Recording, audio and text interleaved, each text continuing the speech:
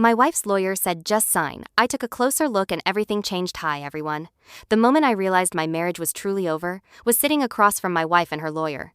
No arguments, no emotion, just paperwork. Her lawyer slid the documents across the table and said, just sign. It's straightforward. The way he said it made it sound simple, like it was just a formality, like everything had already been decided. I looked over at my wife. She didn't say anything, just avoided eye contact. And that told me everything I needed to know. Still, I didn't rush. I picked up the papers and started reading. At least, that's what it looked like. In reality, I was taking my time, not because I didn't understand, but because something felt off. The room was quiet, too quiet, like they were expecting me to just sign and move on. But I've learned something over the years. When someone tells you to rush, that's exactly when. You should slow down. So, I kept reading, line by line, carefully.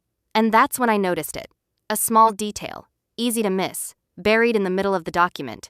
But it wasn't small. Not really. It was about assets. Specifically, things that weren't listed, things that should have been there, but weren't. At first, I thought maybe it was a mistake. But the more I looked, the less it felt like one. I didn't say anything right away. I just kept going, checking every page, every clause, every detail, because now I understood something.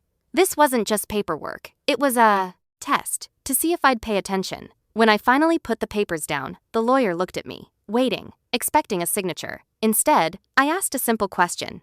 Why isn't everything included here? For the first time, his expression changed, just slightly, but enough. My wife looked up, surprised, because she didn't expect me to question anything. The room shifted. The calm, controlled atmosphere was gone. And in that moment, everything changed. Because they realized something. I wasn't going to sign blindly. I wasn't going to rush. And I definitely wasn't going to ignore what didn't feel right. We didn't finalize anything that day, not even close. But I walked out of that room with something more important than a signature: clarity.